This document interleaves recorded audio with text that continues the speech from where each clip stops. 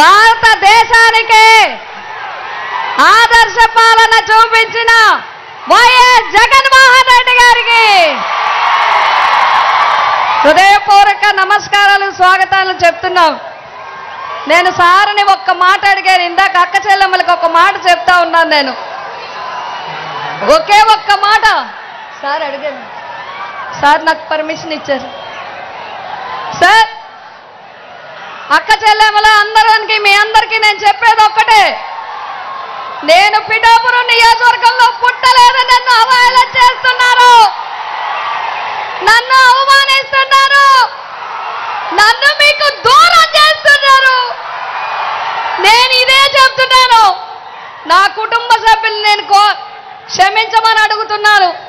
నా పిఠాపురమే నా కుటుంబం అని, నా మాటే శాసనం. నా పుట్టుక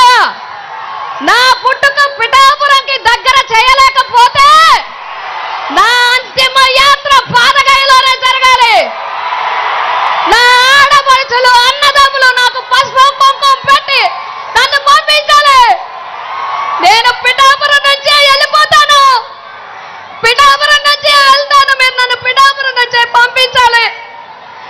నన్ను అవమానిస్తున్నారు, నన్ను దూరం చేస్తున్నారు, నన్ను దూరం చేయాలని చూస్తున్నారు. నేను వెళ్ళను, ఇక్కడి నుంచే వెళ్తా. ఇప్పటి నుంచి ఇంకా పిఠాపురం వదిలిపెట్టను. మిమ్మల్ని చెంగు చాచి అడుగుతున్నా, ఈ ఒక్క అవకాశం నాకు ఇవ్వండి.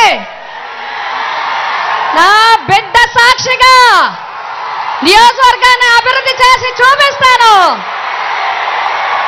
ఆ కుక్కుటేశ్వర స్వామి రాజేశ్వరి మాత అనుగ్రహం ఉంటే మళ్ళీ ఇక్కడే పుడతాను, మళ్ళీ పిఠాపురంలోనే పుడతాను. మీ రుణం తీర్చుకుంటాను అని చెప్పి మీ అందరికీ తెలియజేస్తున్నాను.